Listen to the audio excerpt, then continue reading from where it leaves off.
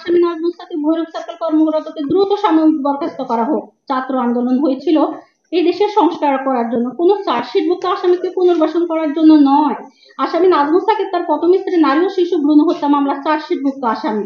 প্রথম স্ত্রী নারী ও শিশু মামলার অভিযুক্ত এই আসামি 3 মাস জেলও খেটেছে। এই নারীকে কইয়া এএসপি নাজমুল সাকিব, আসামি নাজমুল সাকিব তার পুলিশ ডিপার্টমেন্ট কোনোদিন তার অপকর্মের জন্য বিচার করেননি।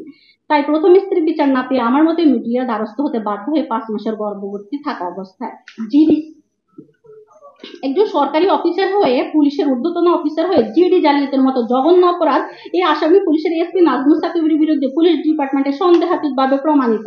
এই আসামি নাজমুল সাকিব এবং তার পরিবার বিগত সরকারের দোষর। আসামি নাজমুল সাকিবের আপন ভগ্নিপতি শেরেবাংলা কৃষি বিশ্ববিদ্যালয়ের সিড টেকনোলজি ডিপার্টমেন্টের ডেপুটি ডিরেক্টর, শেরেবাংলা কৃষি বিশ্ববিদ্যালয়ের ছাত্রলীগ নেতা এবং এই ছাত্র আন্দোলন তিনি ছাত্রদের দমন নিপীড়নের সাথে সরাসরি জড়িত। সেই দায়ে শেরেবাংলা কৃষি বিশ্ববিদ্যালয় প্রশাসন তাকে সাময়িক বরখাস্ত করে।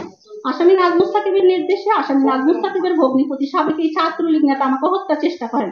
প্রশাসনকে কোনো কিছু যাচাই বাছাই তদন্ত না করে কিভাবে সে দোষর ও চার্জশিটভুক্ত আসামিকে আসনে বসে পুনর্বাসন করছে?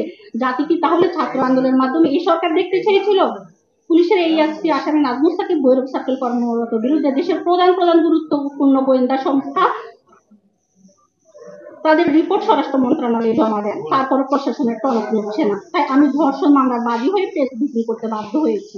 আমার মৃত্যুর পর কি প্রশাসনের টনক নড়বে? আমি সামাজিক, আর্থিক, শারীরিক, মানসিকভাবে হেয়প্রতিপন্ন ও প্রাণ ভয়ে আছি। চাকরি বিধান অনুসারে ফৌজদারি মামলার পলাতক আসামি জামিন না নিয়ে কিভাবে বহাল তবিয়তে রয়েছে, যার বিরুদ্ধে তার প্রথম স্ত্রী সহ আমার মোট 6টি মামলা চলমান রয়েছে।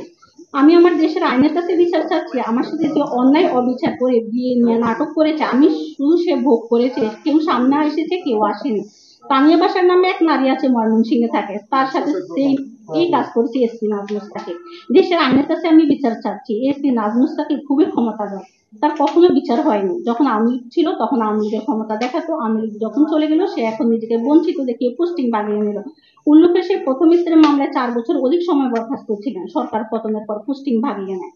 আমার মামলাগুলো সুষ্ঠুভাবে তদন্তের জন্য আমি মাননীয় স্বরাষ্ট্র উপদেষ্টা, মাননীয় সিনিয়র সচিব, মাননীয় পুলিশের আইজিপি স্যারের দৃষ্টি আকর্ষণ করে বলছি, এই আসামি নাজমুল সাকিব ভৈরব সার্কেল কৃষক দ্রুত যেন সাময়িক বরখাস্ত হয় এবং আমি এই আসামি সাকিবের বিচার চাচ্ছি। ধন্যবাদ সবাই।